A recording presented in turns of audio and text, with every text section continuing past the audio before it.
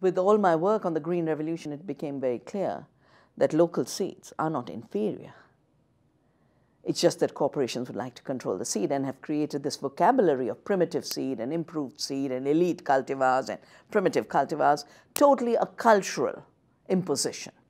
And then in '87, I was at a meeting with the same chemical companies that had brought us Bhopal, and 1984 was the year of the Bhopal disaster.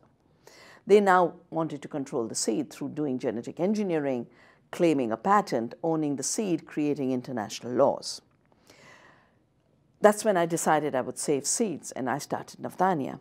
But I also realized that the way they are appropriating the seed is not by bringing a better seed and leaving farmers to experiment with it, choose it, having governments evaluate it for safety, especially GMOs for their biosafety impact. They were basically manipulating laws and policies.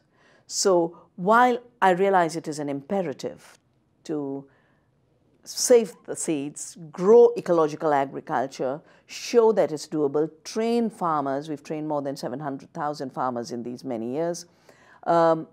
Set up markets that work for the farmer and markets that don't crush the farmer. It was very, very important to keep an eye on the law and policy framework. On patenting, what really shocked me was this idea that corporations can put a toxic gene into a plant through genetic engineering and then claim they've invented the plant. They've invented not just the plant, they've invented future generations, that they can own creation. And I sometimes say GMO for them means God move over.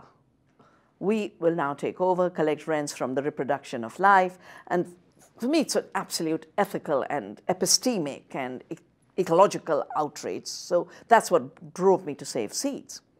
We managed to put in our patent laws that biological systems are not invented, that creation is not an invention. And it wouldn't have happened if I hadn't worked at national level.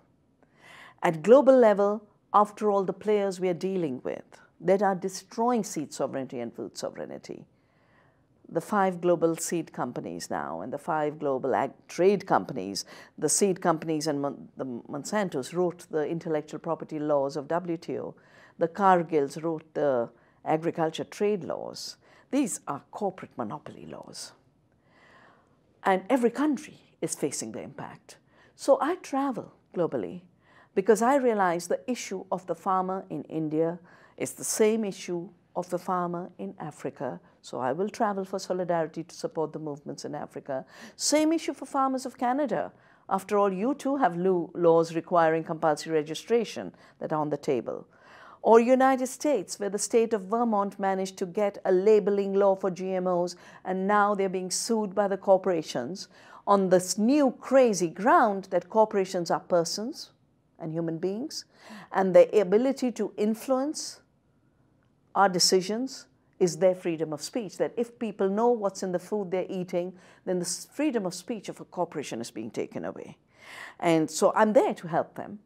I'm there to help them when local seed libraries and seed banks are declared illegal because they are providing an alternative. Or I'm in Europe with the European parliamentarians when there was an attempt to pass laws that would make local seed and diversity illegal.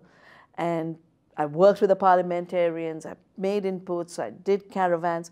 So whatever I have to do for the integrity of creation, the freedom of people, the dignity of work in food production, I'm going to do it.